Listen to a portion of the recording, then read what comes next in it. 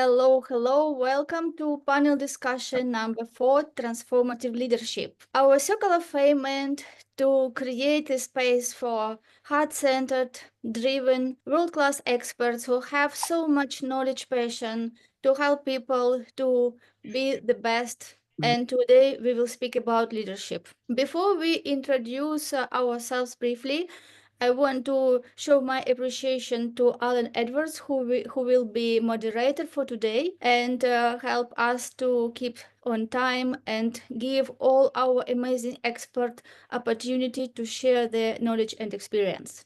Thank you, Elena. So let's start from introduction. And Alan, I would like you to introduce yourself shortly, and then we just go one by one, and all our experts will introduce themselves, and then we go straight to the questions. Okay, thank you, Elena. I'm Alan Edwards. I'm a property investment and development expert, and I'm based in Hampshire in the UK. My company is Alpha Group.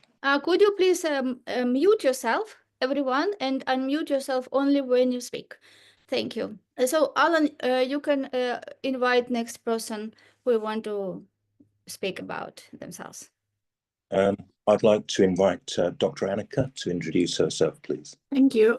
I am Dr. Annika Sorensen. I live in Sweden. I'm a medical doctor, and in the last 15 years or so, I also been working with stress management in the leadership to help the businesses thrive and be more profitable with less stress in the world, in their world.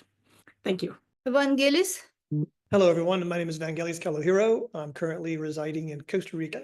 I spent 46 years in the business and technology world and realized that a lot of people are struggling with artificial intelligence today.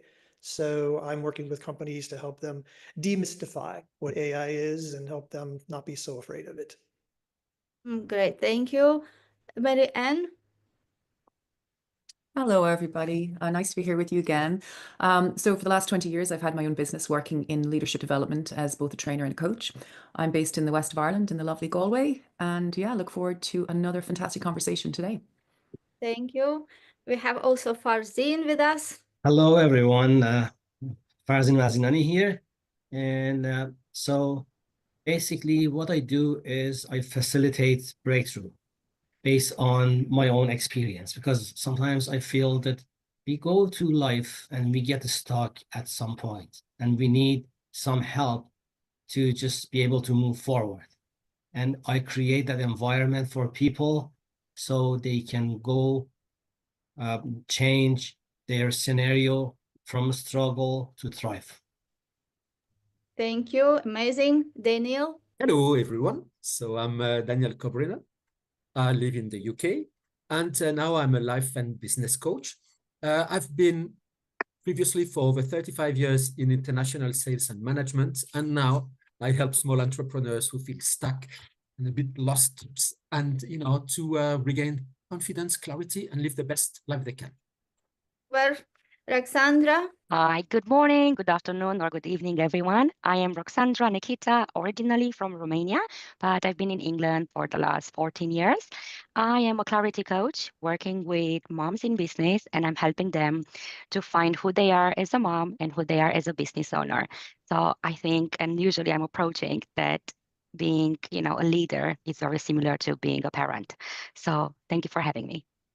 Thank you, Roxandra, for joining us. We have also John Antonucci today with us. Hi, John. Good day to every single one of you. I think I might be the only one over here in the US, based out of South Carolina in the United States, and I am the founder of SML Consultative. SML stands for Servant-Minded Leadership, and we like to say we empower the forgotten leaders, the ones that are director level and below, to effectively transition from the operational excellence or sales excellence that got them promoted to the relational excellence that's going to make them a great leader. Happy to be here today and joining all of you. Thank you. Thank you. Paul. Hello, everybody. So my name is Paul, and what I do is I help coaches there through a combination of email marketing, paid ad strategies, for example, on Meta, YouTube, and Google. And also then what I try to do is I try to drive them through to a group program, for example, like webinars. Great. Pleased to meet you all. Thank you. Yeah, so I'm excited to have you all today with us in panel discussion, and I expect that we will have so powerful message today together that so many people who will watch us will have so much value. So let's go now straight to the questions. You're muted. Alan, you're muted. Thank you. Our first segment for the questions is defining transformational leadership. We'll spend 10 minutes on this, but the first question is, what does transformational leadership mean to you, and how does it differ from other leadership styles? And the person I'd like to invite to start things off on this is Daniel Kobryner, please. Guys, don't forget to unmute yourself. Okay. Thank you, Alan. Sorry. Yes. So for me, transformation leadership, it's a leadership style that focuses on inspiring and motivating individuals to achieve their full potential and exceed their own expectations. It fosters personal and professional growth and emphasizes vision, values, and positive change. So for me, the key aspects of transformation leadership are, first, there's inspiration and vision, because leaders have to create a compelling vision that inspires teams to strive for a shared purpose beyond individual goals. The second aspect is very important. It's about personal growth and development. The idea is to focus on mentoring and coaching team members to enhance their skills, their confidence, their self-awareness. Third point would be about emotional intelligence. It's really building a strong relationship which are based on trust, empathy, and authentic communication. Then it's about innovation and change as well, because it needs to encourage creativity, new ideas, challenging the status quo, and drive meaningful progress. And the last point would be to empower. So it's about empowerment and autonomy. It's really about delegating authority, encouraging individuals to take ownership of their roles and decisions. So the differences between, transformation leadership and other styles is that it's really based on it's based on really rewarding people and empowering people, So, and obviously, I'm not going to go in all the type of other leaderships because they've got, but really it's about helping people or empowering people to give the best of themselves. And I'll stop there. Very good. Thank you, Daniel. Could I ask Paul McKeown to give us your opinion on what does transformational leadership mean to you, and how does it differ from other leadership styles? Sure. Okay. For me, in my opinion, what it means is it's all about inspiring leaders to take a decision.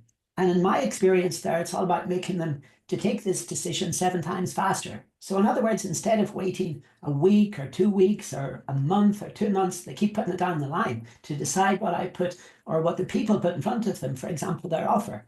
If they're not prepared to take a decision and to invest in themselves after a 45-minute helpful presentation, then they're simply not ready. So if they're not prepared to invest in themselves, then they're not, in my opinion, transformational leaders, because they're simply prepared to steep themselves, to invest in their past, rather than to take an action and then to try to move forward towards the future. So that's my definition.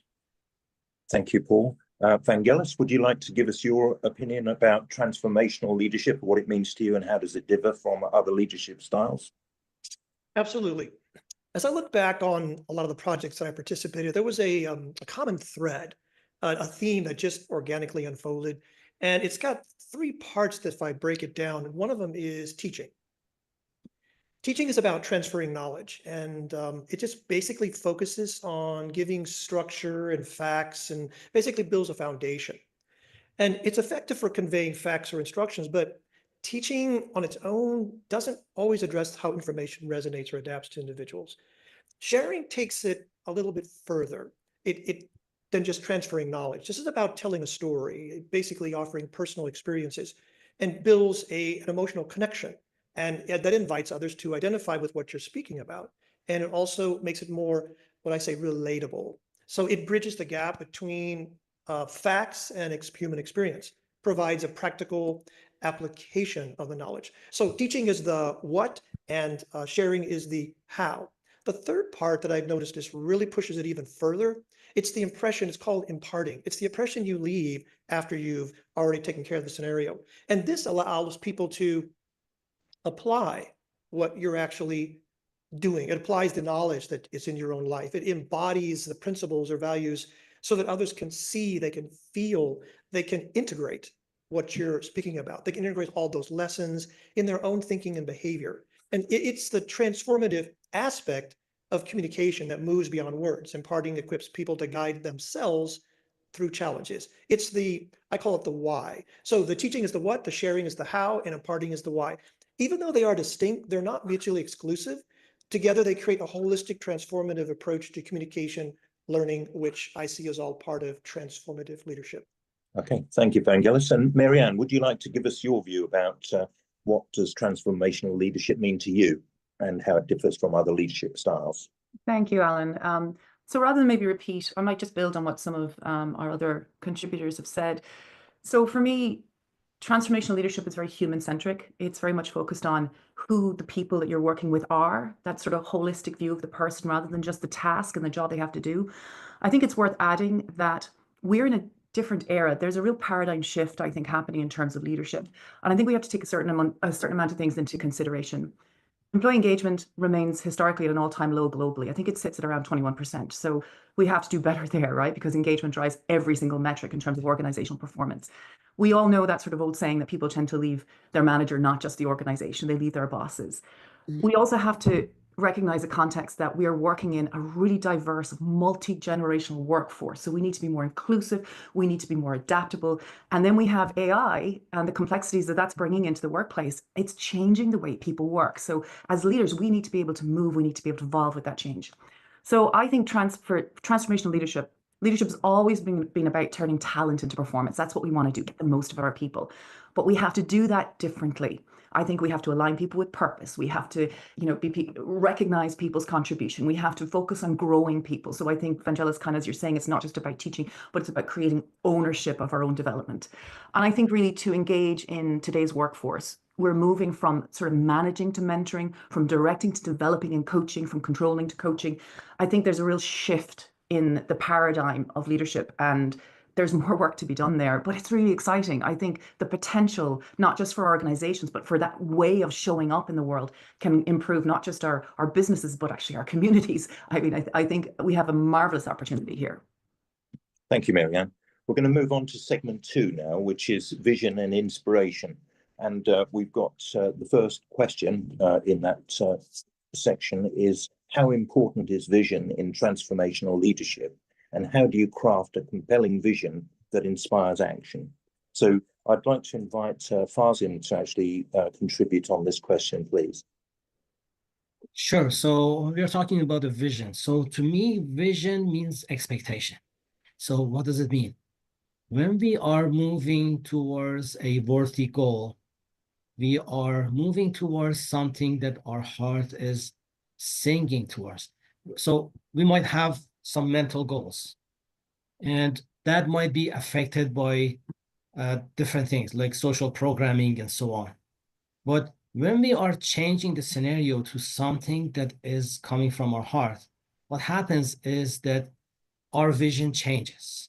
It is not based on the programs that is running on the background. It is based on our heart. So heart-based vision, our heart can see. And when we have that kind of vision, things start to change.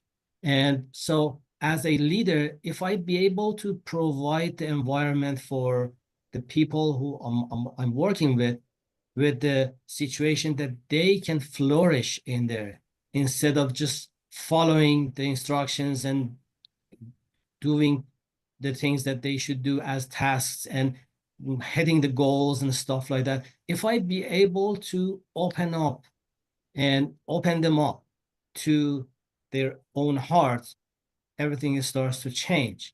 And it is the message of hope that we can give. And you all know that hope can be very strong. They did that experiment in the 50s.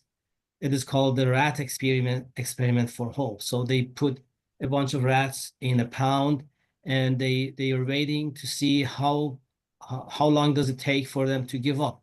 Those rats, after a while, they cannot swim anymore. They go to the bottom of the pool. So how long did it take? About 15 minutes on average. And then they did another experiment. Just before that 15 minutes is over, they took the rats out of the water and dried them out and waited for a couple of minutes and put them back in the pond. How long did it take for them to just go to the bottom? It was 60 hours. From 15 minutes to 60 hours. Can you imagine that? That is the message of hope that we can provide for people. When you open up somebody to their own vision that is coming from the heart, you give them that hope that everything is based on the alignment with their mind and their heart, and then they can flourish in that environment. That is the vision that we can provide as leaders. Thank you, Farzin. Dr. Annika, could I invite you to give your view on how important is vision in transformational leadership, and how do you craft a compelling vision that inspires action? Absolutely, thank you. A vision in my world is crucial. It's everything in all leadership, and it's even more important in transformational leadership. If you don't know where you're heading, where shall people go? All over the place. You, the leader, are in charge, and you set the primary goal, maybe together with your leadership team, depending on the structure of the organization, and then use that goal to help your team envision what that means and how to get there. So you need to set a vision, and this is where your leadership style kicks in. In transformational leadership, you don't tell people how things should be or should be done. No, the best way is to see the vision together with your staff. And the people who are going to do the job, they are the ones that actually can see the road, and encouraging them to go outside their comfort zones and try ideas and work outside the box. And if you inspire them and stimulate them, they want to do their all best they can. And also, if you give them individual responsibility, they will function the best where they are at their best. So if you inspire them to see a vision in the end, of the end result, and encourage them to move towards it in their best way, you will create wonders in your business. Thank you. That's my insights. Thank you, Dr. Annika. Roxandra, would you like to tell us about how important is vision in transformational leadership, and how do you craft a compelling vision that inspires action? Of course, yes. I will say that I have to appreciate everything was told so far. And I work with moms entrepreneurs, so slightly different from working in an organization, which I've been there before. But vision for us as being an entrepreneur, or even if you just start up, or even if you have a six-figure business, is still the same. You need to make sure you understand what the message you want to give out in the world. And you need to make sure that your brand is aligning with that, what you're saying, your products, your services, everything, it's actually part of your vision. And once you start delegating things, and once you start building a team, you have to make sure they fully understand what's that vision. And similar with what was told so far, I strongly believe it's the same thing, that you really need to go deep and go deeper, go into their heart. Because once you discover their skills, their strengths, their gifts, I talk about team in general, this is when the magic starts to happen, because everything flows. Now we have a very similar goal, so we have the same vision, maybe slightly different, but at least we go in the same direction with our own gifts. And this is when everything flows, and this is when they're going to take action, because they will feel comfortable, they will feel confident, and they will do it, and they will do it great. And this is when the business will grow and everything will be great. Great, thank you very much, Roxana. Marianne, would you like to give us your view about how important is vision in transformational leadership, and how do you craft a compelling vision that inspires action?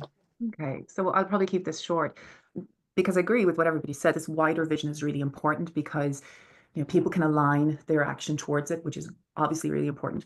But the thing that I talk to leaders about a lot of the time is, why should anybody, I think there was a book actually with this title, Why Should Anybody Be Led by You? So many individual contributors who are really, really good at their job, they get promoted into leadership positions and never really contemplate, why am I leading? Why do I want to do this? So I think before we even go to that sort of macro world of the big vision for the organization, I think leaders themselves, it's really powerful to reflect on, what's the contribution that I want to make? What's the difference that I want to make? When people talk about me at my retirement party, what is it I want them to say? I think, you know, what you focus on is what develops. And if you can create that sort of intentionality around your vision and how you want to lead, then I think you can show up to that. You have a better chance of showing up to that. You're making your behaviors more conscious, more intentional. So I think that's what I would add to what everybody has said so far. Okay. And Gellis, would you have anything to add on this question? Sure. I'd like to use an example real quick. I got hired to resolve a technical issue because a project had been stalled for many, many months, and they had hired so many people. And when I got there, I said, you guys know what you're doing? Well, we're doing this deployment. I said, yeah, but do you know what the true vision is? Do you know what each one of your little parts mean? Because they just looked at this as tasks.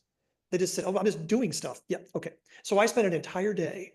All I did was to say, here's what we're going to do, and here's what each of your parts mean. It's like a piston in a car. If that piston gets burnt, the whole engine stops. And then all of a sudden they started feeling like, I've got some significance here. Yes, you do. And I really feel like I matter. Yes, you do. And then the director said, how did you get these people to work? We've been stalled for 9 months. I said, well, all you told them to do was just take action. How many books and how many seminars? I've never understood that phrase. And so I said, they didn't need any technical assistance. None. What they needed was to feel good about themselves. Like they meant they mattered. They actually could influence what was going on. So vision is like the Cheshire Cat in Alice in Wonderland.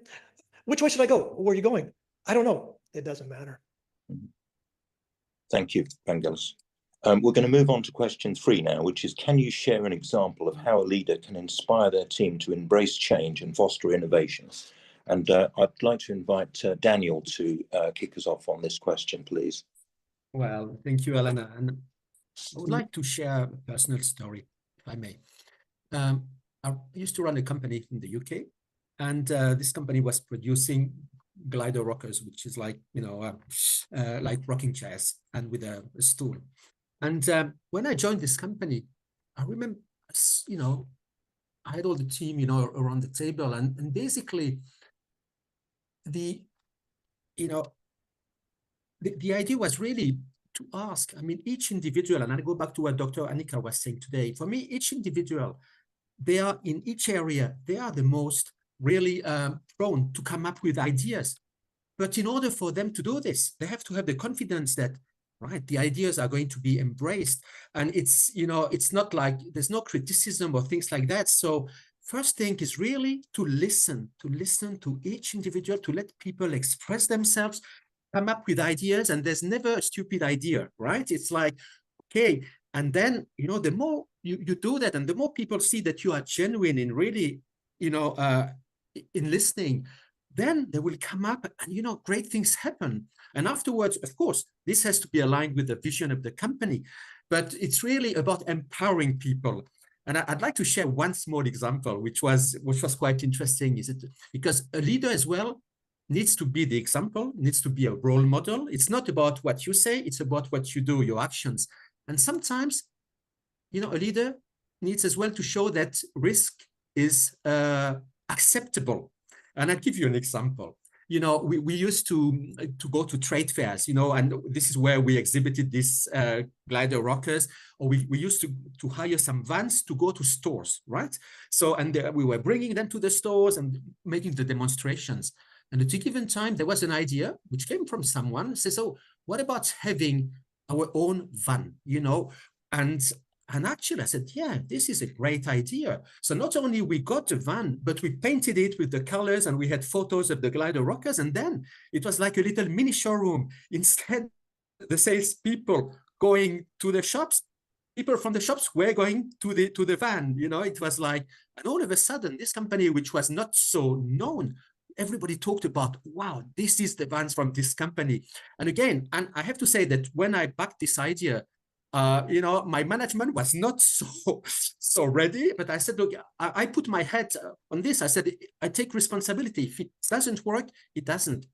Then it started working, and, you know, and we had agent, and each agent, you know, was driving the van. I even did it in Ireland. And this is, when people saw that change is possible, and that really, that they can see that it's really change is encouraged, they are happy to follow. Thank you. Okay, thank you, Daniel. Roxandra, would you like to add anything on this question? Yes, absolutely. So the way I see it change, I will go back into being a parent, right? So as a leader, I said at the beginning, I strongly believe as leaders, as a parent, you are already a leader, right? So you wouldn't really say to your child, certain things. So make sure you don't say that to your employees or to with the people you are working with. So I see change as something beneficial. I see change with enthusiasm. I see change with excitement instead of seeing it as, fear and risk taken. Yeah, let's just try. Let's do it messy. It's just a case of trying it and we're gonna learn it. So it's not about perfectionism. It's more about progress. So let's face change that way, and then things will just, be much, much easier for everyone. Thank you, Roxandra. Do you have anything to add, Gellis? Yes. Let me just give a little story real quick. So I had a director at a company that he wanted to train 9 different service providers, and nobody could bring him an idea that he felt comfortable with. And so I said, well, if you only give me 2 weeks to do this, then if I can have one person from each service provider help me with the development of it, and you can get me this and this and this and this, I'll get it done. So part of what had him say, that's fantastic, was because he felt I had confidence in what I was doing. And no one had given him, how people will say, we've never done it like that before? No one had done it like that before, but he was allowing the change in how they do things because he knew that I exuded confidence in what I was doing, and I also took the risk of it. And it was great because I said, in 2 weeks, not only will you have a class, but you will already have 9 people trained. He thought that was brilliant. So what inspires change is how we view ourselves in the scenario, and that whatever we exude, it just goes right around the environment, and that's what helps people feel more comfortable. Thank you very much. I'm going to move on to segment 3 now, which is empowering teams. And the 4th question is, what are some effective strategies leaders can use to empower their teams and create a sense of ownership in their work? What's your opinion on this, Dr. Annika?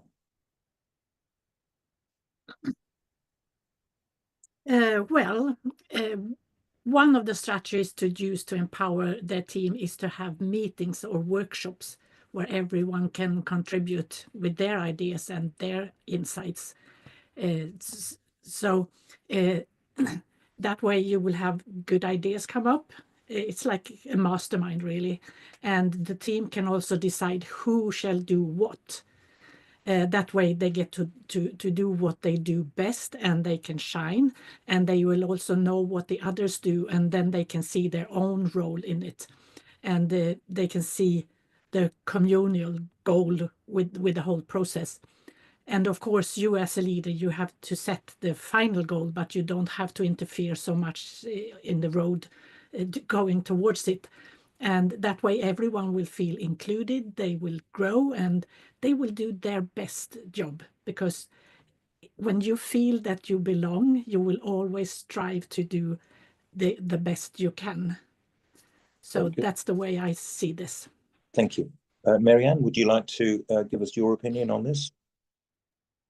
Yeah, so empowering teams and building a sense of ownership. I think there are three things that I'll speak to here. The first one is people function better with clarity. All right, so I think we have to have those conversations with our people that says, this is the job, this is what success will look like. What do you need from me? What do I need from you? You're co-creating clear agreements, impeccable agreements with people. We don't do that enough. I think that's really important, not just at the level of the task, not just at the level of the goals, etc., but also at the level of the relationship. Brené Brown says clear is kind, unclear is unkind. I wholeheartedly believe that. So I think that's the first thing I would speak to. The second thing that empowers people as work is leaders showing up as coaches. Nancy Klein, in her work, she talked about how you can be a thinking environment for another human being. You can be a thinking environment. There's nothing more powerful than helping people do really good thinking. So what does that mean, practically speaking? It means as leaders, we have to stop giving the answers. We have to ask questions. really insight, not leading questions, questions that we're waiting for people to give the answers we want them to give, but those really open, powerful questions. We need to hold space for people to speak, so we need to listen better. People do their best thinking when they feel heard. I have found, even in my work as a coach, people sometimes come up with their best ideas in the speaking of them, in the forming of the words, right? So bringing presence and deep listening in your conversations with people. You're coaching, it's a coaching style right there. Encourage problem solving rather than giving solutions. So that's the second thing. I think it's that leader as coach. The other thing that empowers people and gives them ownership of work is the climate that you create. And now we're speaking of psychological safety, right? Is it safe for me to say, I've made a mistake? Is it safe for me to take a risk? Is it safe for me to challenge you, my boss? Is it safe for me to go against what everybody else is thinking? Right? This is a climate of high accountability and high safety where candor is welcome, where people can take interpersonal risks. So I think that is the third thing that absolutely creates an environment of empowerment. I can show up fully as myself. I do not have to be careful in the group. So I think they're the three things that I would probably say. Okay, thank you very much. John Antonucci, what's your view about this? Yeah, I would build on what Marianne was just saying. There's a couple things that I would look at with respect to ownership. The first one is if the leader is not taking leadership ownership, it's really, really tough for the team to take ownership for their role. It's a very passionate part of what I do to help leaders understand that if you are not reflecting ownership as an intrinsic part of your role as the leader, what you're probably accidentally doing is deflecting ownership. And if you're not reflecting, that means you're deflecting. And if you're deflecting, that's going to create the tone for the entire team. The entire team is now going to resist the idea of ownership, and it's going to become a CYA culture. It's going to become a, how can I make sure that nobody can ever point to me and say, this outcome is your fault? So as a leader, it really starts with us being willing to do two things. Number one, take full ownership when something goes wrong, because that is really on us. We should be the shield to our team and make sure that if anything goes wrong, our team is 100% confident. She talked about psychological safety, that idea that says, okay, if something goes wrong, don't worry, the boss has that. Something goes right, I get all the credit. So I have nothing to lose as a frontline producer, and as a frontline leader, I recognize that my opportunity is to shield the team from those negative sides. But then the second thing is we have to create this culture where failure is not a problem. It's actually a step on the path to success. It's where we learn the most. And quite frankly, when we get the right answer every time, we're not exhibiting that tendency to take a risk and actually make a big impact. What we're doing is we're getting the right answer, the thing that we've always done, as was spoken about earlier. And it's really tough for anybody to take ownership in that setting because there's nothing to take ownership for. You didn't have an idea. You didn't actually have a contribution. You were a cog in the machine. And to go to the statement that was meant, or that was indicated earlier, where it was finding the meaning in our individual tasks. If you don't really have that because there isn't an ability to show ownership, it's just, well, I've got my check sheet and I check mark, check. Well, how am I going to take ownership for that? It's not even my project. I literally leave at the end of the day feeling like I've accomplished almost nothing because it had nothing to do with me. So I think those two factors are huge. Number one being that the leader exhibits ownership of the outcome, unless it goes well, at which point he or she is going to deflect that back to the team and give them the credit. But then giving the team that opportunity to say failure is not a problem. Failure is actually part of the solution and is a step on the path to success. Thank you, John. Pauline Prifty, what's your opinion about this one?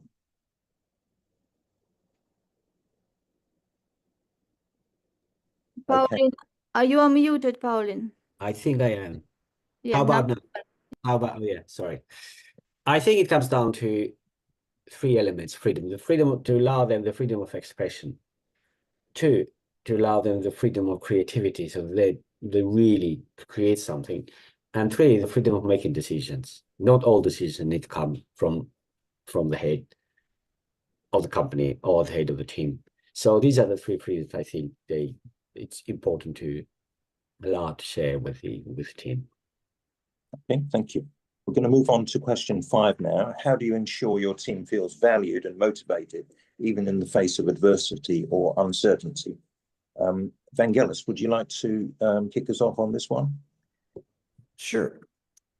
When people feel they have no agency, no responsibility, no influence to anything that's happening, there's a tendency to fear the unknown. I mean, if you're the one doing stuff, well, it's not unknown because you're doing it. But when you have this uncertainty, or you've never been somewhere before, or you don't even feel like you have the freedom to make a decision or choice, there's that fear. And many corporate cultures, they create this type of behavior. And it's already been mentioned before about failure is not an option. And then years later, they came up with, well, fail often and fail quickly. And I'd like to change that perspective, because to me, I think John alluded to it a little bit earlier, you change the words of failure and mistake to opportunities to actually go ahead. So now you've got growth, you've got an opportunity to see something different. And really, a lot of decline in creativity is because curiosity is squelched. It's the ability to be curious about something allows you to explore new avenues, new ways of seeing things. And I view conflict as just simply a clash of different perspectives, ideas, or interests. And it's not, a conflict is not good, bad, right, or wrong, positive or negative. It's just, you don't want yes people around you. Because if someone always agrees with me, I can't tell if what I'm saying is really something wonderful or not. But if someone says, yeah, may I push back, or may I give a different perspective? So if everyone agrees all the time, there's no way of challenging things. So for leaders, I think the key just also lies in facing their conflicts and also taking ownership of what they're doing, so that people can see how you handle the uncertainty, adversity. As I think I said earlier, if we lead ourselves, people will see how we lead ourselves, and then they will take ownership when we take ownership, and when we show vulnerability, so will they. Thank you. Marianne, what's your opinion about this one? Thank you. So I'm reminded of I was delivering training to a group of leaders a couple of years ago, and they were going through what they referred to as transformational change. And at the beginning of this change process, everybody was involved. You know, the whole sort of World Cafe facilitated engagement, and it was fantastic. And people got on board and they're really excited. And I'd say probably 14 months in, I was asked to come in and work with some of the leaders in terms of how they might support their people through the remaining change that was going on. And you know, when you can walk into a room and you go, there is something wrong here. Like, there is something wrong. And I knew these guys because I've worked with them before. And I said, okay, here's the agenda. Here's what we're going to cover today. And I was like, I said, guys, what's wrong? There's something wrong. You need to tell me what's wrong. And they all looked at me and said, Marianne, how wonderful is it that, you know, you're here to help us help our people through this change process. But I don't know if I'm going to have a job in 6 months' time. Nobody's told me what's happening to me. So how could we expect them to show up with that sort of positive intention with their own people when they were feeling that fear and that stress and that uncertainty about their future? So I think when it comes to helping people through, keeping them motivated through adversity and change and uncertainty, you have to communicate more, not less. Because when we're uncertain, we make up stories. We fill the gap in our knowledge with the stories that we make up. So I think that's like an important point. And even if you don't have all the details, by the way, you can say to people, I don't have all the details, I don't have all the answers, but here's what I do know. Am I out of time? Yes. Okay. Roxandra, would you like to add your opinion on this question? Yes, of course. So the way I see it, so especially value and motivated. So it's always a case of asking yourself, how do you feel valued? You know, how do you feel you did a good job? How do you know you've been a good leader? How do you know you've been a good mom or a good wife or a good husband or all, you know, ask yourself. And then after you do that, it's just a case of making sure that you don't really need to the external motivation, especially when we're talking about leading a team, and you really need to get to know them. You really need to get to know how they feel, and not just in the workplace, but also, you know, if they are facing any challenges outside of work, because that will probably reflect in their progress and the way they show up at work as well. So I definitely say that building those relationships and starting talking more about feelings and starting to getting, you know, to get to know what they like, what they don't like, you know, what makes them anxious, what they are really good at, those type of things, then the inner motivation kicks in. And once they are already motivated, you know, because they love what they do, they know they are valued, they know they are doing a great job, then you don't have to put that effort, you know, at all.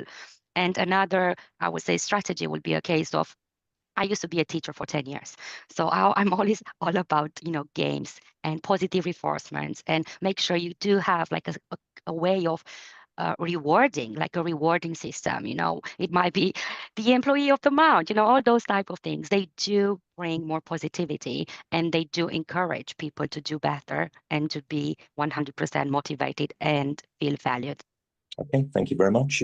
Pauline, do you have anything to add on that one before we move on? I think it's important also as a leader to always have a backup plan, a plan B. Things go wrong all the time, and regardless of the nature of the project. But when you've taken care of a backup plan or plan B or even plan C, if needed, then it's going to be easier for the team to go through that difficult period. So I do believe really a lot on making sure that to have a backup plan. You don't need to tell them, but you should have one. Okay, good. Thank you. We're going to move on to segment 4 now, which is communication and influence. And question 6 is, how can leaders communicate effectively to motivate and align their teams towards achieving transformational outcomes? Dr. Annika, would you like to lead us off on this one? Absolutely. As Marianne so beautifully said before, it's this transformational leadership is shifting from managing to mentoring, from directing to developing, and from controlling to coaching. I think that is the essence of it all. And when people feel safe and trusted and are encouraged to take the steps of their own, they will be extra careful to do a good job and move towards the goal. Because our basic human reaction to this is to want to show that I'm worthy of the trust. So I will do my absolute best. So they will grow and want to do their best, and making the work done very hugely. It benefits the company. So it's really a win-win to empower people to work at their best. Okay, good, thank you. Marianne, do you have anything to add on this one? I'll be brief. I'm going to quote Judith Glazier just to begin with. She wrote the book on conversational intelligence, and she said, to get to the next level of greatness depends on the quality of the culture, which depends on the quality of the relationships, which depends on the quality of the conversations. Everything happens through conversation. I've already spoken about those conversations that align around expectations. I've spoken about coaching, but we also have to have those courageous conversations where we lean into discomfort. So having conversations is crucial, but how we have those conversations, the skills and the mindset we bring into those are equally important. I spoke about listening, I spoke about asking questions, but also I want to mention being open to influence. When you're in conversation with people, are you addicted to being right? Are you open to changing your mind, to being a perspective taker, not just a perspective giver? Can you prime the conversation for trust? Can you say to people when they're coming in, there is space for you in this conversation, even if it's a challenging conversation? This is a partnership approach. And then I will add one other, and this is another Judith Glazier one, but she talks about making sure we're all standing under the same reality. And she refers to this double clicking. So double clicking is saying something like, gosh, Marianne, I wish I was more influential. And then Dr. Annika goes, Marianne, when you say influential, what is it that you mean by that? It's a really powerful, simple tool, but it makes all the difference in the world in terms of conversations. Great, thank you. John Antonucci, what's your opinion on this one? Well, first I want to push back a little bit on the question, because the question is, how can we effectively motivate and align our teams? And I don't think that we do align our teams. I think we invite them to join the vision. And I think when we're coming to this idea of it's, how well I communicate is going to determine how well people will align, we put a lot of pressure on ourselves that I don't know that it necessarily belongs there. I think that we really should come at it from the perspective of let's cast a vision and invite people to join. In that line, I think we also have to recognize that we are really bad communicators. Like, just as human beings, we come at this with a set of perspectives and agendas and all the things that we have, and it makes us really bad. And so we have to start. Marianne touched on this a second ago. I keep banking off of her, but we have to start with listening, and not just listening to respond, but listening to learn. Genuinely learn where they're coming from, what they think, what their values are, etc. And then when it does come time for us to speak, we can do that empathetically, recognizing where they are and speaking in a way that meets them where they are, so that they have the easiest transition to align if they want to. Thank you. Pauline, do you have anything to add on this one? Not on this one, I'm sorry. We'll move on then to question 7, which is, what role does emotional intelligence play in influencing others and inspiring commitment to change? And I'd like to invite Daniel Kobryner to lead us off on this one. Well, emotional intelligence is paramount. I think it's the most important soft skill you need, and because it's fundamental in really influencing others and to inspiring commitment to change, because it enables deeper connection, trust, and motivation. And this is the reason why it's so important. It's very important in building trust and rapport, because people, they will be influenced by somebody they trust. And, you know, with emotional intelligence, basically the idea is leaders, they build authentic relations with their teams. They demonstrate empathy. I think several of you mentioned active listening, and I think John as well now. This is so important. I mean, first, it's not about us. It's about real listening, being with the team, understanding, genuinely with the willingness to understand, you know, and afterwards only, you know, we can, you know, we can respond. It's as well about understanding and managing emotions. And this is so important, because whenever we talk about change, there is fear, there is resistance, there is uncertainty. So with really AQ, we recognize the emotions actually in ourselves and in others, and then we can respond appropriately. Okay, thank you. Dr. Annika, what's your opinion on this one? Well, emotional intelligence, that's an interesting subject. We absolutely do need to have emotional intelligence if we're going to lead and support people to be outside the box. We have to make them feel safe and valuable, and then they can do wonders if they feel that support. And with emotional intelligence, you as the leader see and feel where they feel safe, so you can lead them in that. And we are wired to do as we always have done. So this support to move into that unknown land, that's crucial. And when they find that they can do different, they will widen their comfort zone and do more and more, and that is growing. And you, with your emotional intelligence, can help them to do that in a very safe way. Thank you. Farzin, would you like to add anything on this one? Sure. So emotional intelligence to me is, instead of reacting with fear, we respond with love. So what does it mean? When we have an environment, let's say we have a toxic environment in our corporate scenario. And so that toxic environment is the result of what we are sending out. Why I'm saying that? Because I believe that outside world is just a reflection of what we have inside. So if I see something wrong on the outside, instead of going and tackling that and trying to force that change on the outside world, what I can do is that I can do something. I can find something that is the source of that toxic environment within me. And that goes to the notion of emotional intelligence, which has 5 pillars. The first one is self-awareness. It's all about us first. And then when we are aware of our emotions, our reactive behavior or something like that, the second part is self-regulation. So self-regulation may be just as simple as a little pause. When we notice that we are doing something, we are reacting to something, instead of going with that on an automatic base, what we do is that we pause a little bit. And then that pause creates the environment that we can regulate that kind of thing within ourselves. So it starts from ourselves. And then the motivation. If I don't have enough motivation, what happens is that the environment that I'm leading is not going to have enough motivation, because it's contagious. It's like an anxiety. Some people say that there are some research done by scientists. They've seen that how an anxious leader can create the whole environment anxious. So it is contagious. Against motivation is contagious. If I have enough motivation within myself, I can just send that vibration to the whole environment. So it changes everything.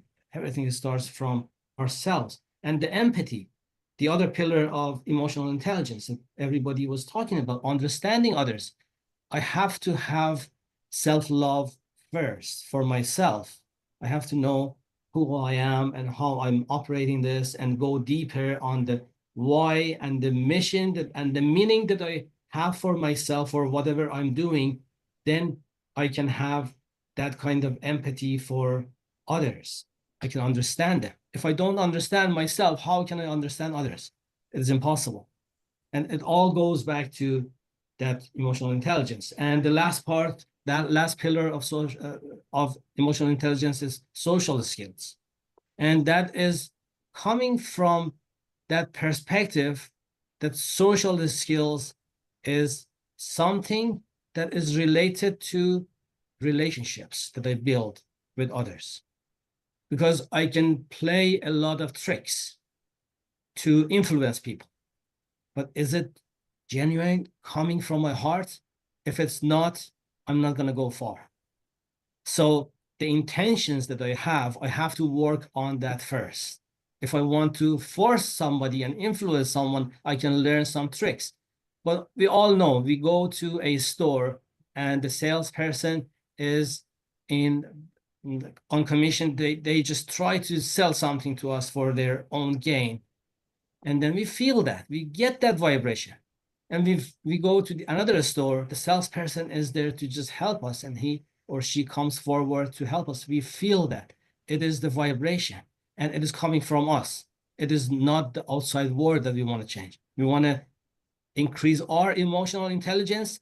And what happens with that is that it affects the whole environment. The whole company is going to be shifted with one person increasing their own level of consciousness. Thank you. Pauline, would you like to add anything on this subject?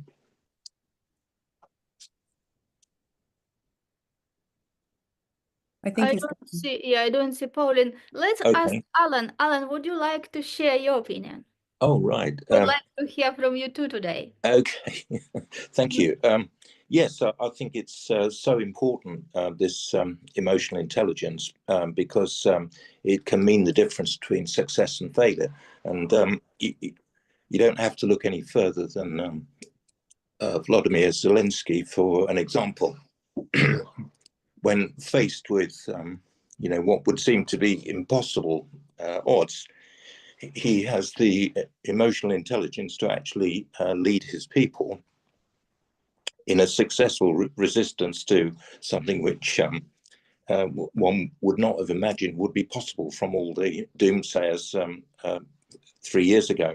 And he brings to mind someone like Winston Churchill.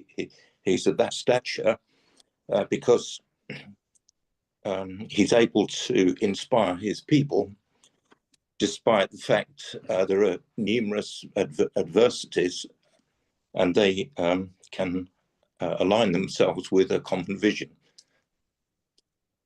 a vision of victory. Thank you, Alan, for sharing. And I also would like to jump in very quickly because it is so important, emotional intelligence, and share my opinion also at this matter. Emotional intelligence helps us to respond instead of react. So it will improve communication, and it also improves our results, because when we understand that there is subconscious mind, and the subconscious mind is emotional mind, and it cause the body to act in a certain way. So if we understand that responsibility of emotions, if we just receive information from 5 senses, our ability to see, hear, smell, taste, and touch, and just react to the information which we receive from 5 senses, it will cause our body to take different actions. Yes, and this can be negative results when we see somebody does not what we don't like, or some different situations happens that we are not ready for. And when people react from fear or some anger, this automatically will cause negative results. So when we understand the power of emotional intelligence, we always can decide how we want to respond. So instead of getting information from 5 senses, we can take pause and think, what is the best for me to respond in this situation? And in this case, we will not get emotionally on autopilot just based on that information from 5 senses, but we will deliberately choose the thought which we want to see and we want to have, and we will also help other people to be thoughtful and make decisions based on their goals, not just based on those five senses. And in this case, we will get emotional about outcome, what we want. So instead of letting outside factors to dictate our feelings and our actions, we will choose what thoughts and which actions we want deliberately have. And this is how it will get us closer to the goals we have. Thank you, Elena. Yeah. Shall we move on to segment 5? Yeah, now the stage is yours. Okay, thank you. Unless anyone else has anything to add on the issue of emotional intelligence, it's clearly so important. Marianne, would you like to add anything? Maybe I'll just one small thing to add to it. Leaders who act with emotional intelligence just show up very differently to people who show up lacking in emotional intelligence. How we show up to others has a huge impact on how they feel, and how they feel affects their decisions, their behaviors, and their performance. And I think if we look at like the neuroscience of emotion, this whole field is growing hugely. But if we just take Barbara Fredrickson's work, and she talks about pleasant emotions broaden and build and unpleasant emotions narrow and limit. So just briefly, I will say that, for example, if I'm uncertain, I'll make assumptions. If I'm stressed, I'm likely to be more reactive. I'm worried, I'm problem focused. If I'm linked to purpose, then I'm likely to engage with others. If I feel valued, I'm likely to care for others. If I feel informed, I'm likely to be more solution focused. Empowered, I'm more likely to innovate. So emotional intelligence is, I think, like the most crucial thing that we need to develop in our leadership, because it absolutely impacts how I can show up to you, the decisions I make, the behavior the actions that I take, and the performance that I get from those actions. So maybe just add that into it. Thank you. On segment 5 then, overcoming leadership challenges. Question 8, what are some of the most common challenges leaders face when trying to inspire change, and how can they overcome them? Farzin, would you like to lead us off on this one? Sure. So I believe one of the main ones is resistance. When we try to just lead in an environment, people can resist. Why is that? Because they might not have the same vision that we have. So if we be able to just clear the vision for them, it might create a lot of change. I give you an example.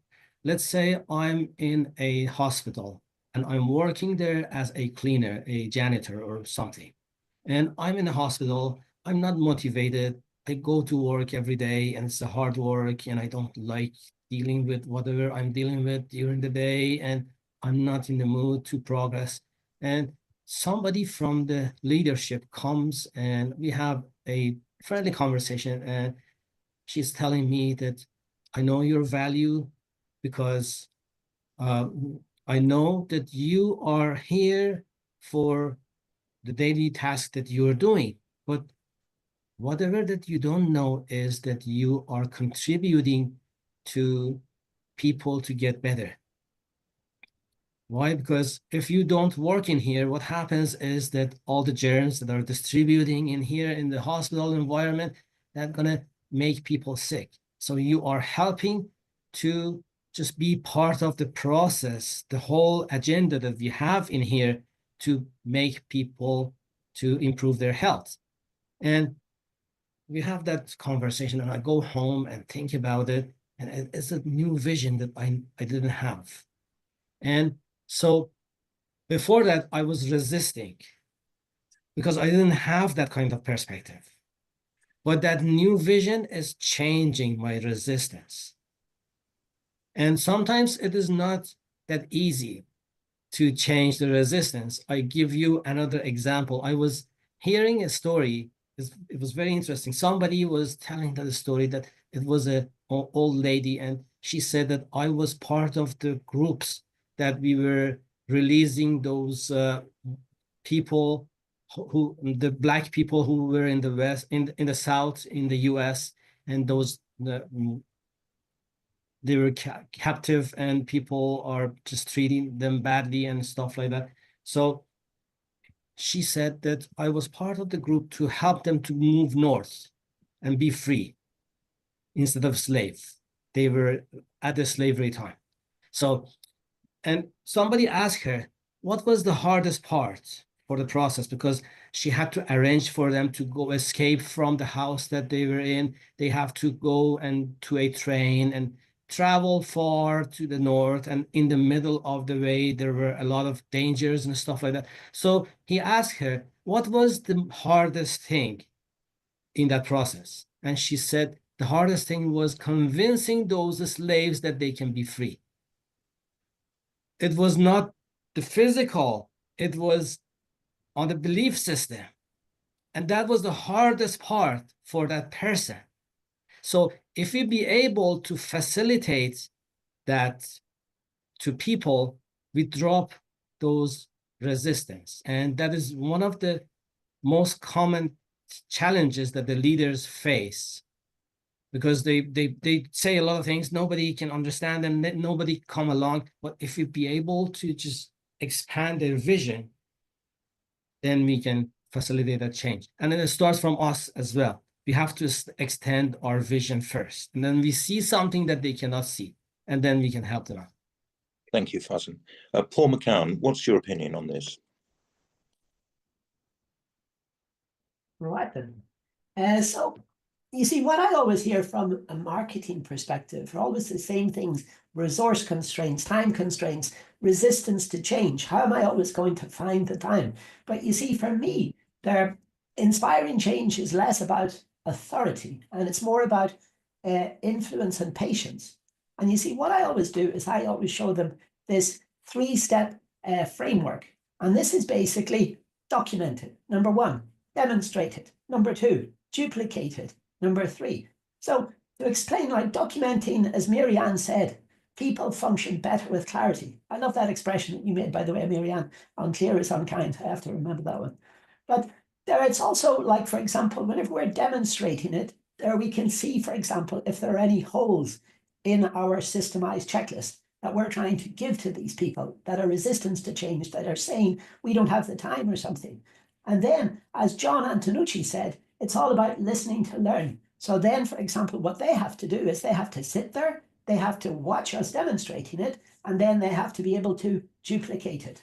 And then, for example, this can lead to other things. But it's all about, you see, like this communication is king. Because you see, transformational leaders, in my opinion, how they succeed is they succeed by turning these obstacles into opportunities for collective growth. And that's my opinion. Thank you, Paul. Roxandra, would you like to add anything? Yes, I would say that from where I am and from where I see things will be conflict. So I can see more and more leaders that actually they are afraid of and avoiding the conflict. So this will probably be a case of really learning on how to give feedback. And when you give feedback, don't focus on the person, focus on the solution, or focus on the problem that actually is in the business. So they will not take it personal. And also, as a teacher, I used to give feedback back, in a very nice way. And we call it like sandwich method. So you start with something positive, something more negative, and what actually needs to be changed, and then positive again. So they don't feel like they are criticized. So, and it's not just in leadership. I see it more and more, like we are kind of so scared and so afraid not to disappoint, not to be in a conflict. And I think we have to start and show up as, okay, it's part of the business, it's part of the world. You cannot avoid conflict all the time, but what you can do, you can understand the other person's perspective, and then you can actually make a plan and try to understand what's the next step to move forward. Thank you. Pauline, would you like to add anything on this question? Alan, we don't have Pauline with us, so Oh, okay, sorry. Daniel, nine. Daniel, I think wants to. Okay, yes, yeah, Daniel, go ahead. I mean, it's fascinating, and thank you so much for everyone. And you see, communication, as mentioned, it's really the key word. We have to be very open to answer questions, to really to have people around the table so that everybody understands. So this is, and speaking from the heart, really, it's like so that people feel. And one word, which I don't think has been pronounced so far, is to show ourselves vulnerable. We are vulnerable. We are human beings. Sometimes we don't know. You know what? We as well, we have to communicate this as well. Again, it's like, it's really to show that, yes, we understand people, that they don't know, but we are going to do the best with what we have. And together, by communicating together, by helping each other, this is how we are going to overcome the challenge. Thank you. Thank you, Daniel.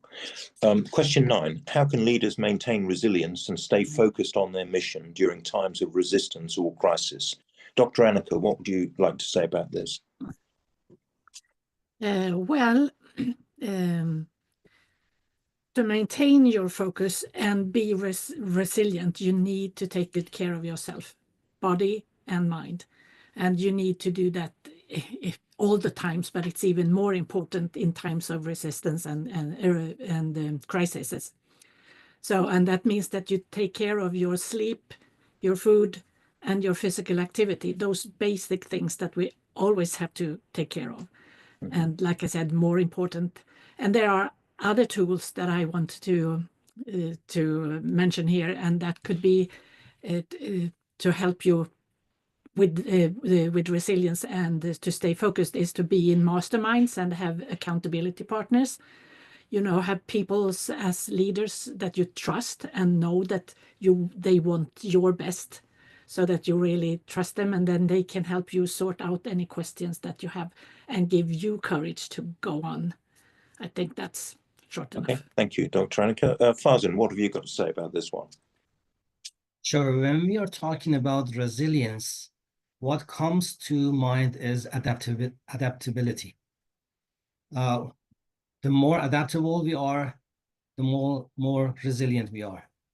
And you might have heard that which one is stronger, a dinosaur or a mice? And we think the dinosaur is strong, but they couldn't adapt to the cold. But they say that mice can even adapt to any environment, even a nuclear bomb. They might be the only species that can survive because they are adaptable. So resilience equals adaptability.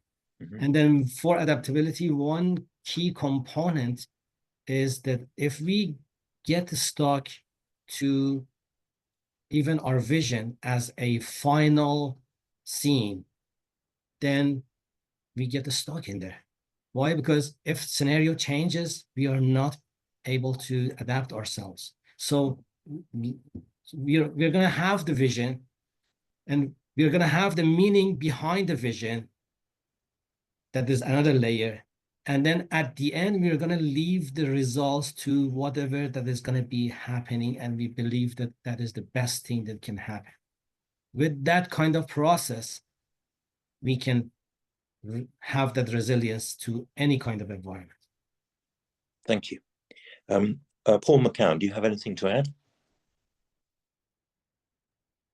I do indeed.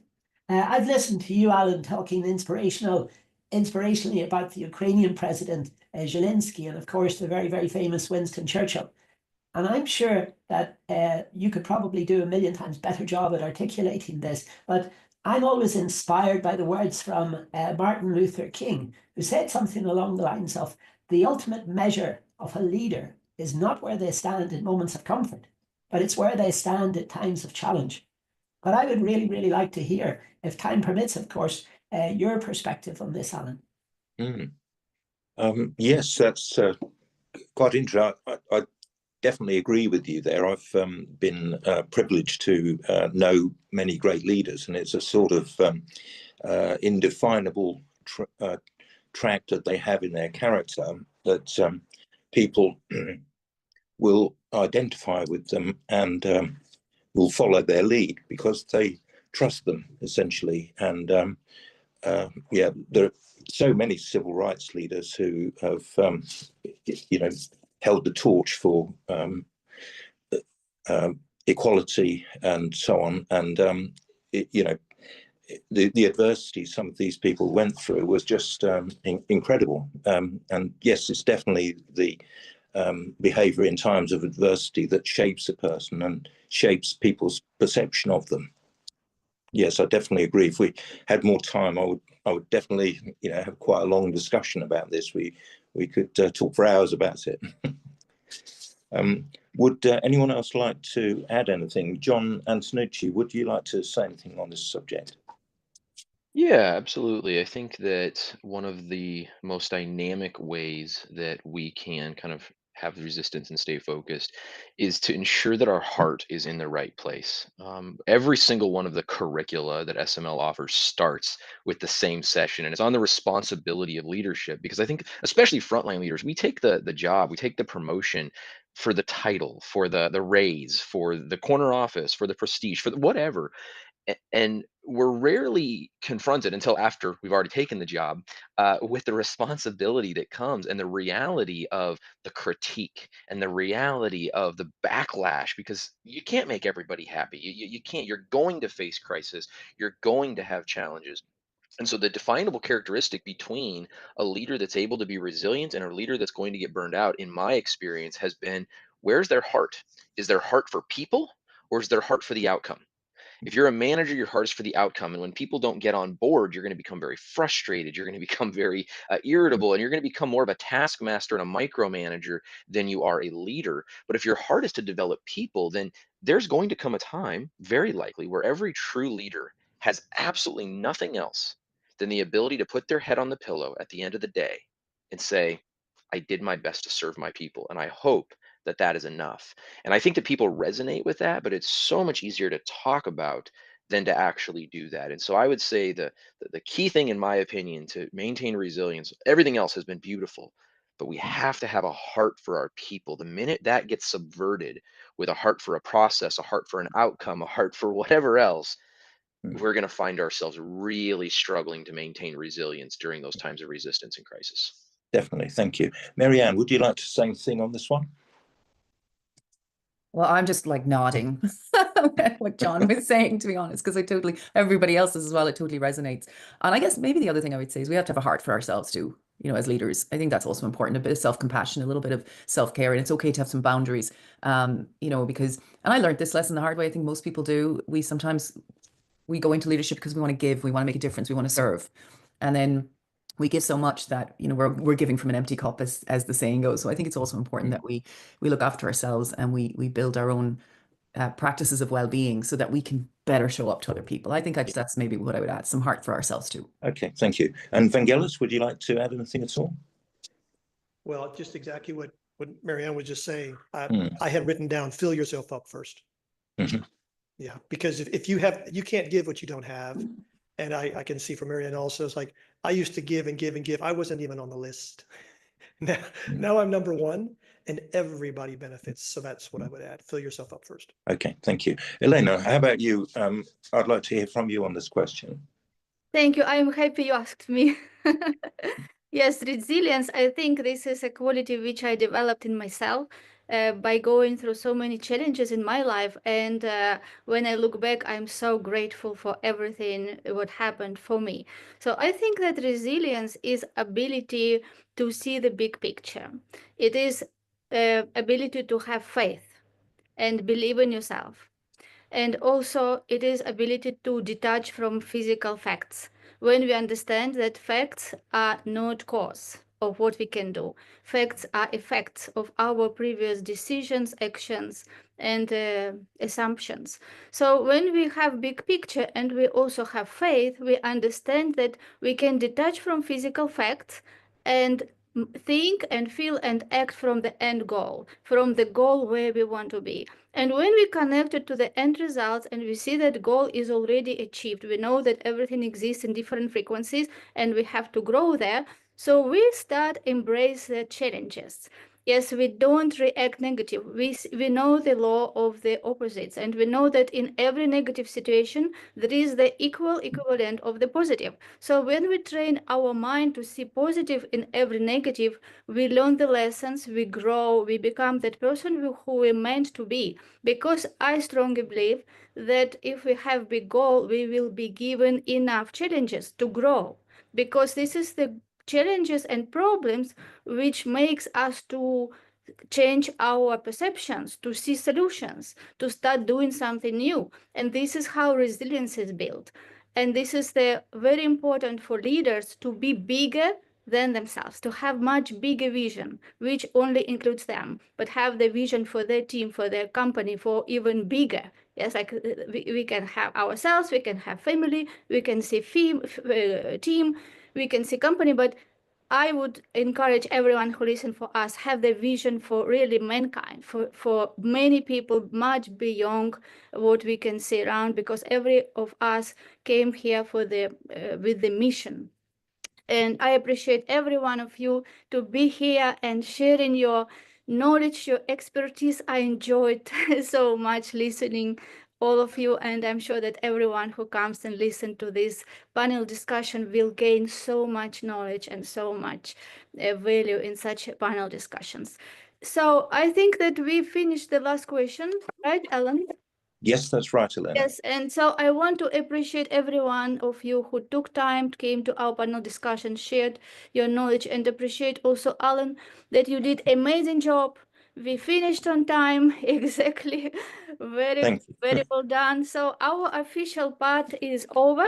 And if you have just something that you wanted to mention today, I saw a couple of times John wanted to speak something, Roxandra wanted to say. So official part is over, but if you feel that you want to say something, that something is very important, let's do it. Let's just get 1 minute, everyone who wants to participate, and tell what you wanted to say. Yes, so John, let's go.